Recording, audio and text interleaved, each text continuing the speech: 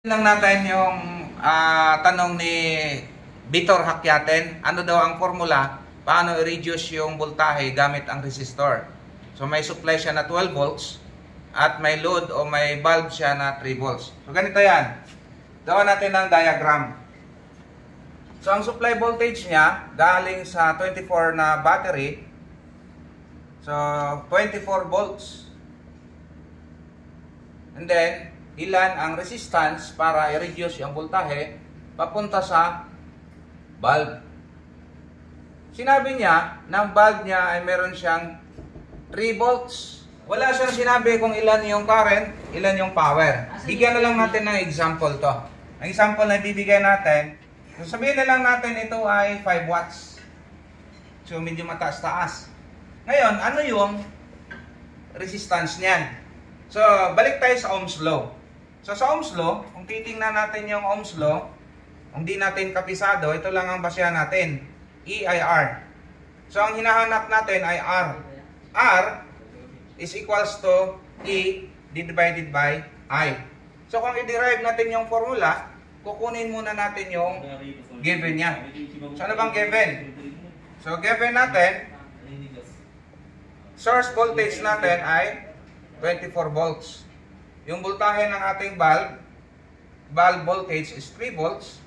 And then yung power niya, bulb power is 5 watts. Now, ang required natin is R. So, galing sa formula ng Ohm's law natin, R is equals to source voltage, i-minus natin yung voltahe sa bulb na 3 volts. So, and then, i-divide natin sa current doon sa bulb. So, ito yung nagiging formula natin galing dito sa ating Ohm's law. So, solution. Tingnan natin kung ano ang lalabas. Source voltage niya ay 24 volts. Minus 3 volts. I-divide natin yung current. Kaya lang, missing yung current, di natin makuha kasi ang given natin is the 5 watts.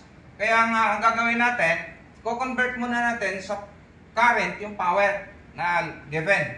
So, para makuha, kapisado naman, kung di natin kapisado yung power law, power is equals to current multiplied by voltage. So, yung triangle na yan. So, ang hinahanap, I is equals to P o power divided by E. So, ilan yung power? Power is 5 watts. Ilan yung voltahe sa bulb? 3 volts. So, 5 divided by 3 is equals to 1.67. So, ito ngayon yung current. O, current na lumabas dito kung i-convert natin yan. So, pwede na natin masolusyonan to. Gagawin natin, so, 24 minus 3, ilan yung current? 1.67.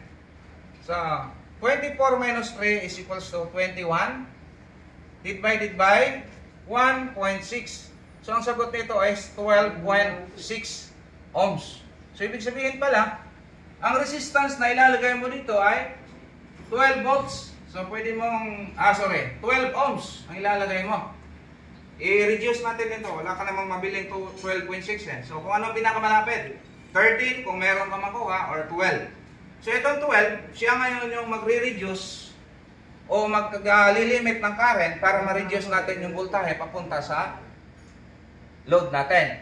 Ngayon, ang tanong dito, ilan yung power ng resistor? Kasi kailangan may wattage ang resistor. Para makuha natin yung power sa resistor, baka masunog lang kasi pag masyadong mababa yung power. Power is equals to I squared multiplied by R. Ilan yung current? 1.67 times 1.67 multiplied by 12.6. 12.6. So, ang sagot nito ay nasa almost 33 watts. So, napakalaking power ang kailangan natin. So, 33 watts. So, ang mabibiling resistor, ang available na resistor na alam ko, nasa 20 watts. Tapos aakyat na ng 30 watts. hanggang 50 watts. So ang gagawin mo dito, pwede mong iparallel na ma-meet mo ngayon yung 33 watts 12 volts. Kasi napakataas yung example natin na power rating sa 3 volts.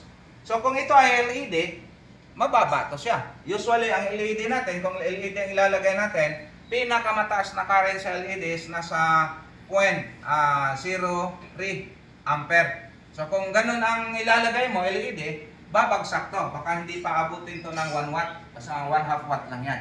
So sana, itong mga formula na to, makukuha mo, Sir Vitor Hakyaten. Shout out sa inyong lahat.